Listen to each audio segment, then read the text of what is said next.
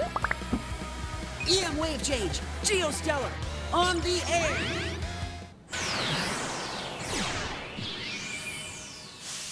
When I previewed Mega Man Star Force Legacy Collection earlier in the month, I came away extremely impressed by the meticulous amount of care that seems to have gone into it compared to previous Legacy collections for the Blue Bomber. Like its predecessor series, Mega Man Battle Network before it, these games have always been good to excellent for the most part, but elements like frequent random encounters paired with maze-like area designs can make for a higher than necessary barrier to entry by today's standards. That's why I was disappointed when the Battle Network collections failed to introduce meaningful quality of life features outside the rather middling Buster Max toggle, and why I was so over the moon when I discovered that Star Force Legacy Collection does include these features on top of so much more, like separate modifiers for the Mega Buster's power in battle, the damage you take from enemies, money earned after battles, and more. And that's alongside yet even more additions and enhancements, like fully remixed soundtracks for all three games, and preservation of content that was previously exclusive to Japan, like the Lunar Knights quest in Star Force 1. There's also newly added online multiplayer, which allows you to face off against other players in battle with your customized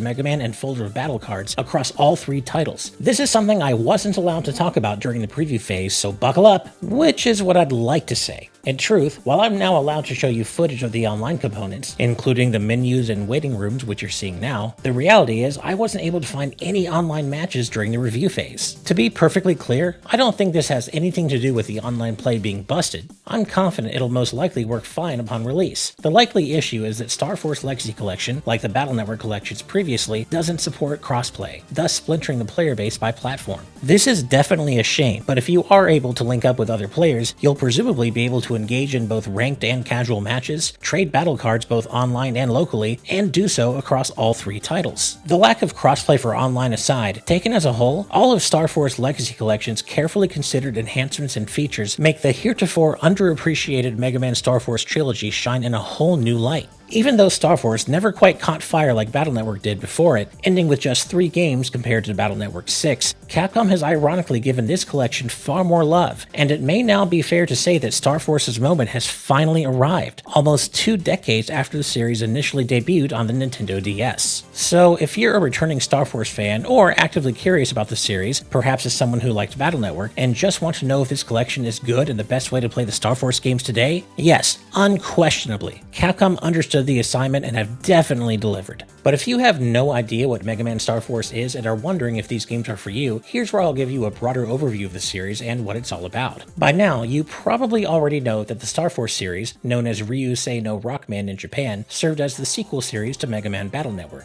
It carried forward that series' unique mix of real-time action and turn-based RPG gameplay for its battles, while swapping Battle Network's 2D perspective with a 3D over-the-shoulder view in Star Force. It also maintained Battle Network's focus as a series of story-driven action RPGs, introducing a new story and cast of characters headlined by a brand new version of the Blue Bomber, formed by the fusion of a human boy named Geostellar and an electromagnetic wave-based alien named Omegasis, or just Mega for short. As you might expect, these games practically radiate cozy Saturday morning anime vibes while being surprisingly open to exploring some darker themes you might not be expecting, again, much like Battle Network previously. Moving ahead, this collection comprises every version of all 3 Star Force games. That's Pegasus, Leo, and Dragon for Star Force 1, Zerker Saurian and Zerker Ninja for Star Force 2, and finally, Black Ace and Red Joker for Star Force 3. Much like Pokemon and most of the Battle Network games, the different versions for each game have the same overall stories, but diverge in the special forms Mega Man can acquire, as well as special attacks, known in this series as Giga Cards, that can be obtained for battle. But none of this really matters if the games themselves aren't good, and a collection like this in particular lives or dies according to the quality of the games it's comprised of. And well, I've got some good news on that front. While the games in this trilogy aren't all equal in quality by any means, they're all at least good, and their worst elements are mostly lessened, if not sometimes outright eliminated, by the collection's new quality of life additions. The first Star Force game kicks the series off on a positive note, with a solid foundation for the gameplay that would be iterated and improved upon in later entries, alongside a story that introduces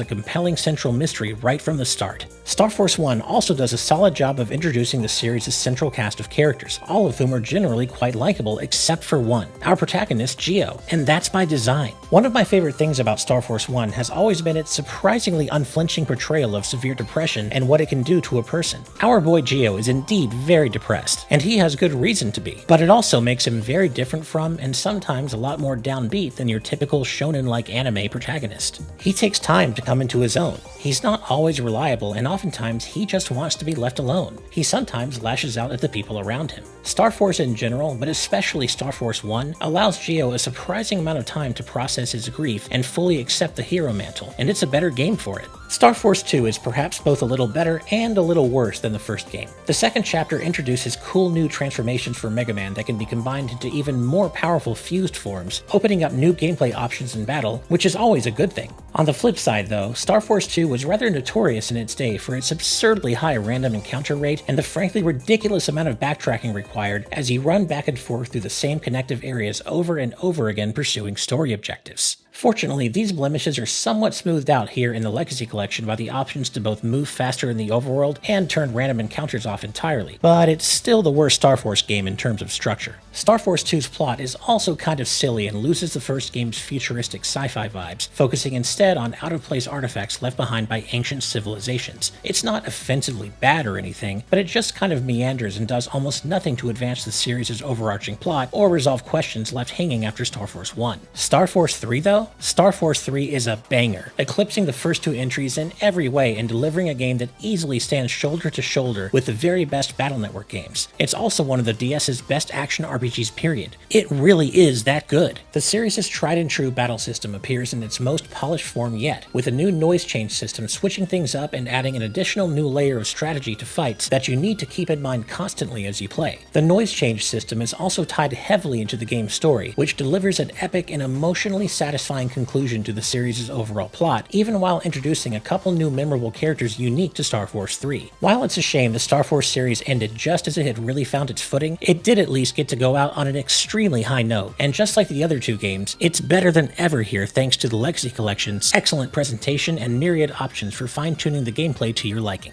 To bring things full circle, it's frankly rather remarkable that one of the Blue Bomber's most historically underappreciated spin-off series has ended up getting the most love yet in its Legacy Collection treatment. Star Force 3 is still the clear best game in the series, but the first two games are still a good time and are now more easily approachable and enjoyable than ever before thanks to the Legacy Collection's dazzling array of quality of life features. I'm just really impressed overall by Capcom's efforts here, and if this is indicative at all of the level of care and attention Mega Man will finally receive again going forward, the future is looking very blue, and I mean that in the best way. Hey, thanks so much for watching. If you like what we do here at GVG, please make sure to hit that like button and subscribe to the channel, as every little bit really helps. We also have a Patreon at patreon.com/gvgaming where you can get perks such as early access to our content for as little as $5 a month. But that's all for this video. Keep the vibes mega good and be kind to yourselves and each other. Until next time, Ash Paulson, off the air!